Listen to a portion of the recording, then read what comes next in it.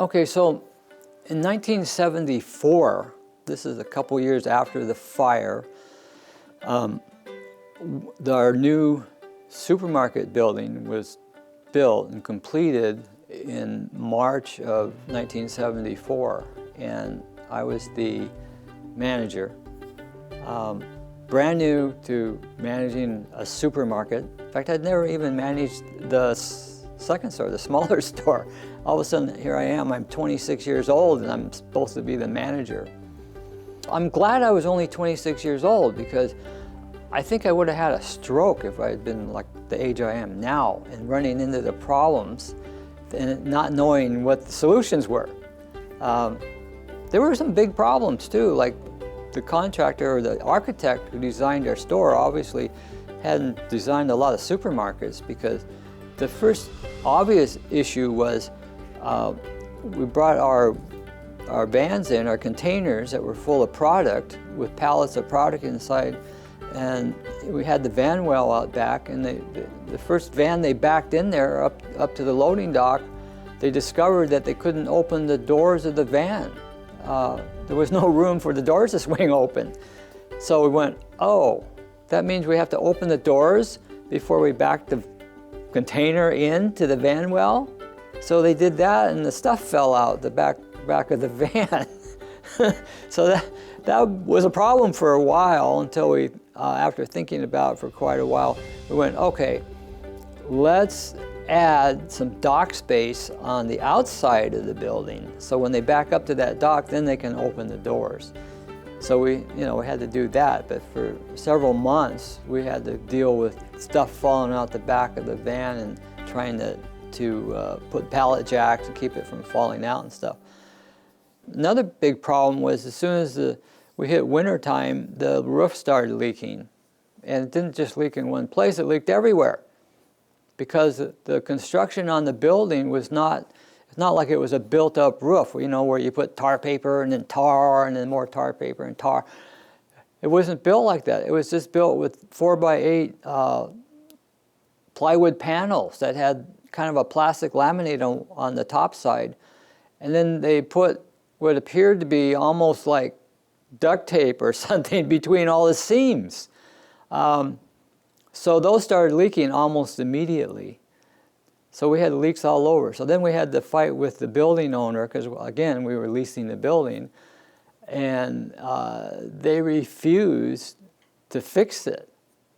And so I went back to West Coast Grocery.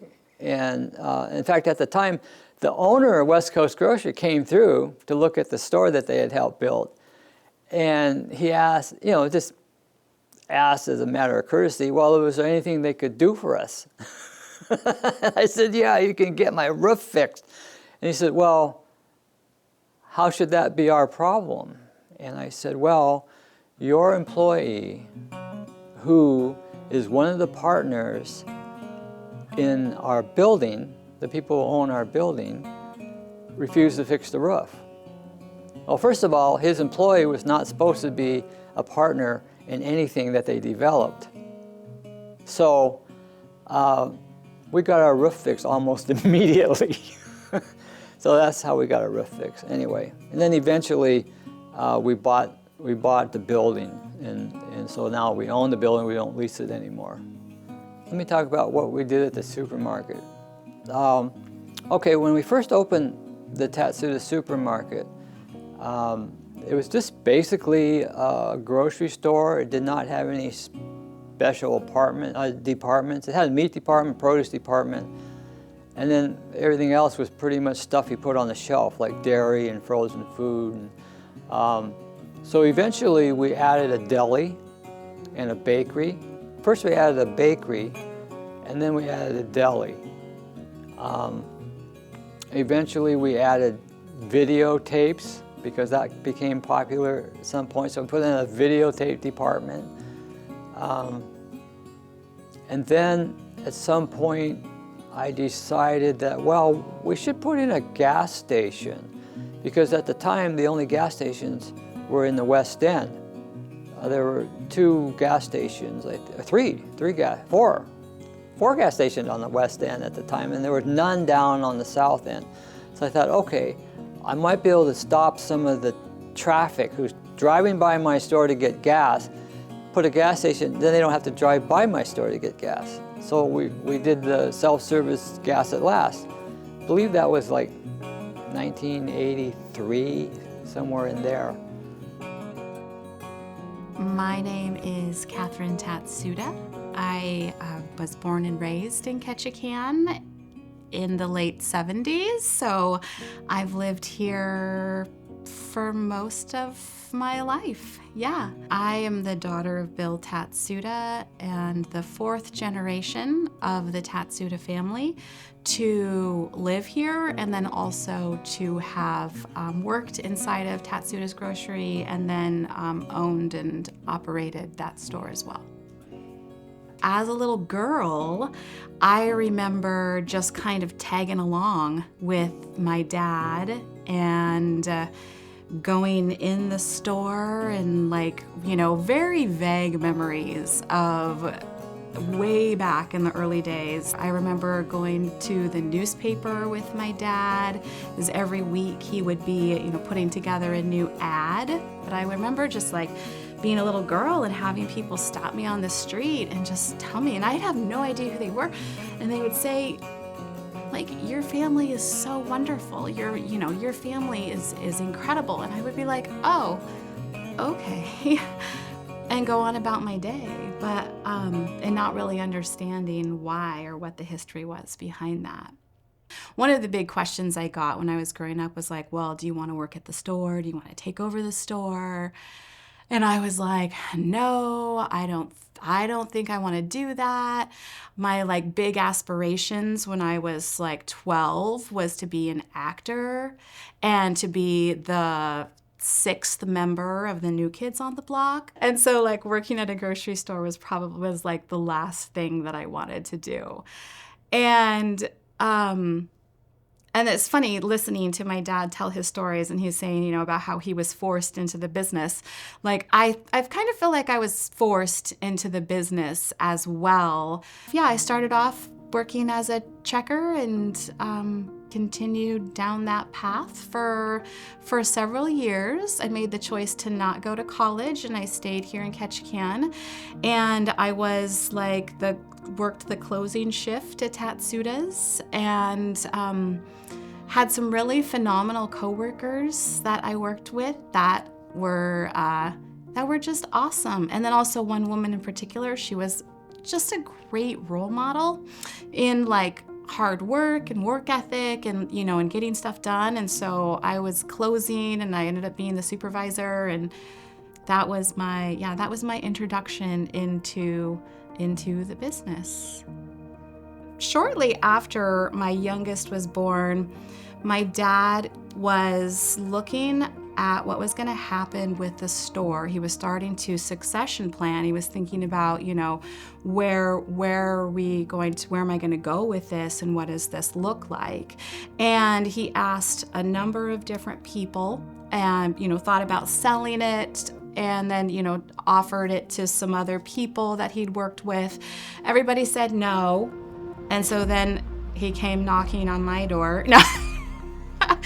And we talked about it, and I thought about it quite a bit, and eventually I said yes, that I would take on that responsibility, and started coming in, a little bit at a time when my children were really super young, and he would share with me his pearls of wisdom, and he brought out his textbooks from college when he took accounting.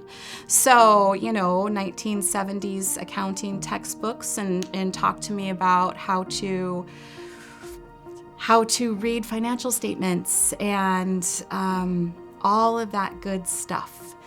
And so I came on and just kind of learned and worked with him. And then in 2011, I came on full-time as the store manager, as my kids were in school, and I could commit some extra time. And during that time, there was a lot of growth and learning on my part about, just the store in general, how operations worked and all of those things. And as time went by, though, I started to really value my family's history. So going back to when, people would come up on the street and tell me how great my family was, I started really to see what that was. And my dad operated in a really similar fashion in that, whenever anybody would come into the store and ask for help, he would, the best he could, he would always say yes. And he was always very caring and supportive towards his team members. He was, and so I really learned that and valued that and did the best that I could to operate in that same way. I started to really love and see the community in which we were living, in which we were a part of. The difference between the two of us is she got into the thinking about management, and I basically ignored everyone that worked for me. I didn't try to manage. I just gave people jobs and ignored them after that. I mean, it was terrible. But it was hard when I came in. In 2008, just those little part-time bits. He had a group of people who had been working for him for a lot of years, many of them. But like he just said, he had basically just kind of been ignoring them. So everyone was doing the best that they knew how to do with the direction that they had been given, and then there was a lot of freedom.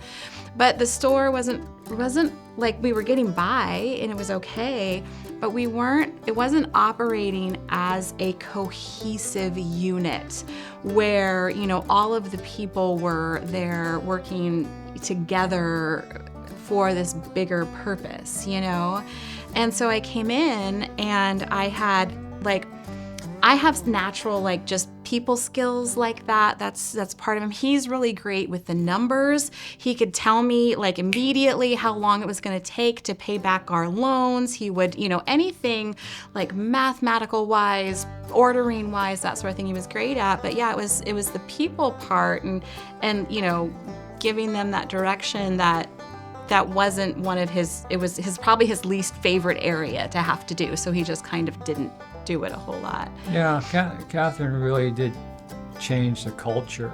It's all about culture if you're talking about organizations. How are people getting along? Do they feel like they belong there?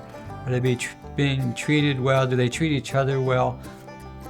Those are the kind of things that she added to our store. And so,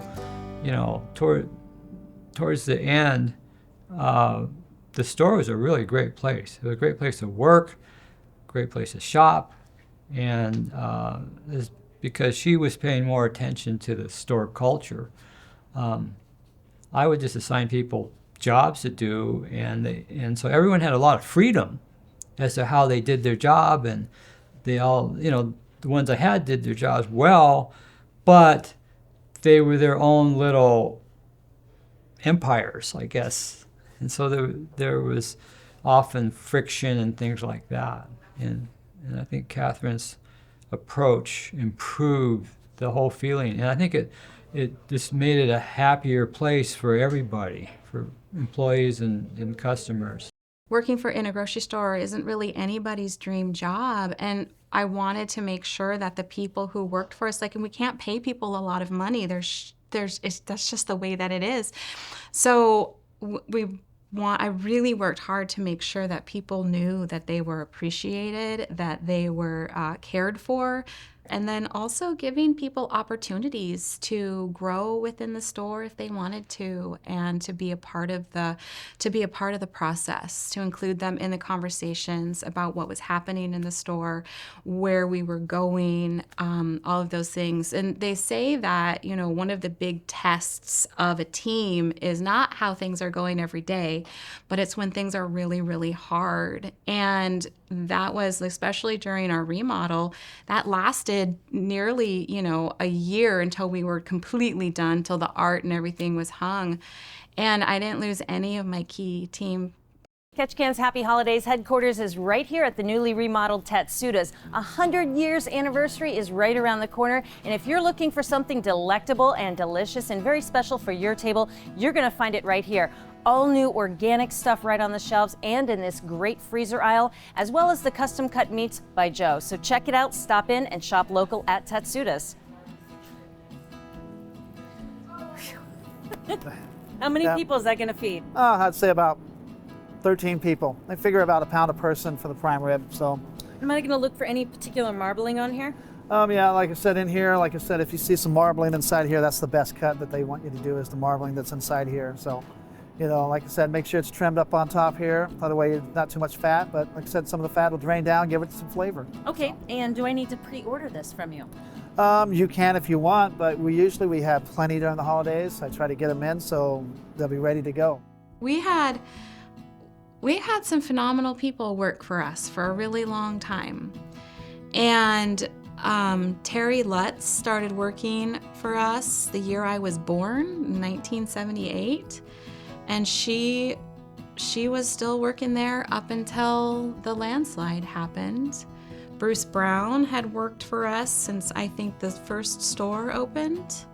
First year. First year in 1974. He started at 18 or 17, something like that. 19 maybe. 19, yeah. And then we had a terrible incident that happened where he had to stop working, and that was in 14, I think. And then Lillian Zamora worked at the second location. Is that right? Yeah, in the 60s. In the 60s. And her daughter, Andrea. Yeah, and then Andrea worked for us for 20 years, a little over 20 years. And then Joe Stoller. You want to tell them about Joe? Joe Stoller. Stoller was at the end was our meat manager. He had been meat manager for 30 years. He started working for us when he was 17. And he was still in high school, and he was on the cross country team. He was a real skinny kid. So, you know, skip ahead 30 years, he's still working for us. He's not skinny anymore, but he's probably overall probably the best person who ever worked for us. He was more or less in charge of the store. Yeah, my dad relied on him really, really heavily for a lot of years.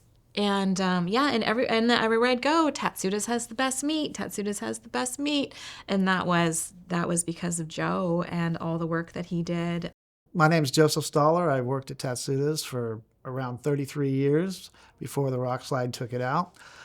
Was the meat department manager / assistant store manager. Pretty much knew the whole store inside and out. I stayed at Tatsuda's for a while, a long time, because it was like family. You have a friendship with your employer, and so you have great employees that are there with us. And all the freaking people that were there, my coworkers were awesome. So if you look at it that way, if they're real easy to get along with and stuff like that, you can build a team with it. So that's what I liked about it.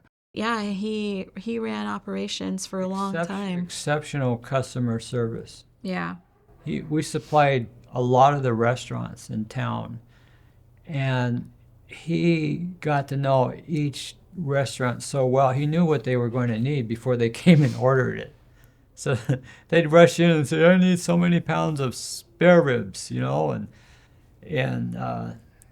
it'd be there, be ready. He'd anticipate the customer's needs because he would mentally keep track of all that. Yeah. And the customer service level that he provided was just phenomenal. And his influence was felt all over the store because he had influence with about everything that went on in the store. And so he was basically running the store when I was there. In 2015, I ran, this massive remodel where we we were replacing some of those refrigeration cases that were original to that building, so they were 40 years old nearly. And so we underwent that. We celebrated our 100-year anniversary, and with lots of thought and talk about what could potentially, what's next. This next 100 years, like that's what 100 more years. This is what it's gonna be like. We've been here 100 years. This is our hometown.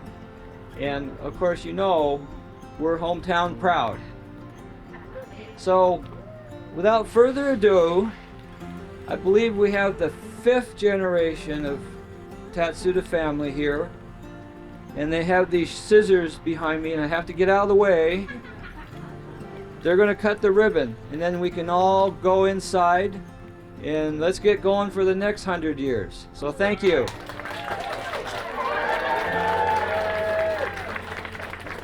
Okay, so let's all go inside.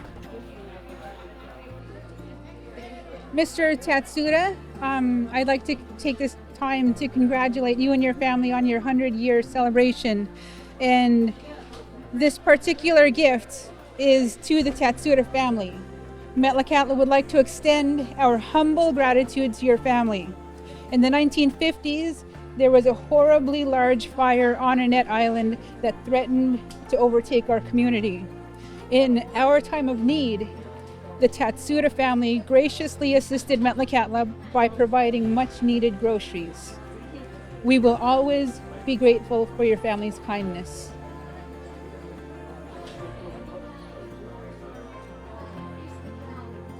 In commemoration of your 100-year anniversary and the grand reopening of your store, we would like to gift you with this plaque on behalf of the Metlakatla Indian Community Council, executives, and membership.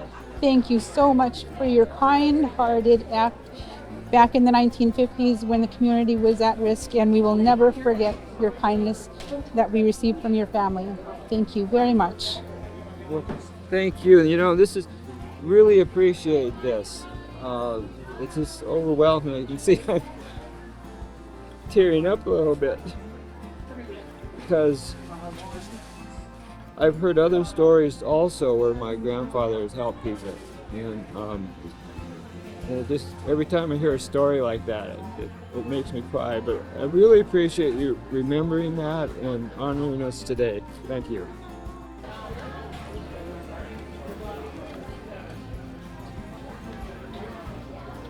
The whole community comes out for your big celebration. I'm just so thankful. That's all. And it looks beautiful. It looks beautiful. You had a great reception last night. This has been a long process. Now that we're kind of it's here, it's done, it's beautiful. What next? Wow. What next? We're just always trying to be better. That's all. We're just trying to be better and serve the customers better, and that's it, People ask me, what's the biggest surprise that, taking the over has been? What is, and my biggest surprise was how connected I've become with the community. I had no idea that would happen. Normally supermarkets, they have big displays and signs and decor, and the decor basically says things like frozen food, dairy, meat. That's what the decor is. And so I'm thinking, well, we don't necessarily need that. I mean, people obviously know what's there on the shelves, so maybe we should get pictures of boats or seine boats or fishing boats or something. We were going to go with a historic theme at first, actually, when we first started talking about old Ketchikan doing the pictures. remodel. Yeah, and kind of like a museum-y type of feel. And then when I got into the actual planning and working with the designers and everything, and I talked about like what could be possible, what it might look like, and then the conversation came up about possibly utilizing local artists and working with local artists. And I spoke with the Ketchikan Arts and Humanities Council, and asked them about that. And then eventually, I just connected with Yvonne Zerbitz, who's a phenomenal local artist, and talked with her about what we were looking for. And we were like, okay, well, we really want it to be Ketchikan themed, very southeast. And one of the big things that I knew needed to be included in the artwork was to include the Tatsuda's produce bear. Okay, produce bear. Here's what happened. So I'd actually just walked back into the store from running an errand, and I'd actually had my camera that day. And so somebody called on me on the intercom. Gigi called me, and she says, "Oh, there's a bird in the store." And I thought she said bird, because we chasing these birds out of here every so often. It was like we just took one out a day or two earlier. And I told her, I said, "I'm busy right now, can you just get it yourself?" And she's like, "No, you don't understand." And she kept saying that, And I'm like, okay.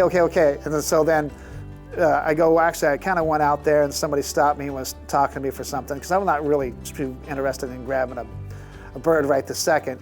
And then somebody said, "Hey, there's a bear over there in produce." I'm like, we had this guy dressing up in the Sasquatch, costume that came by.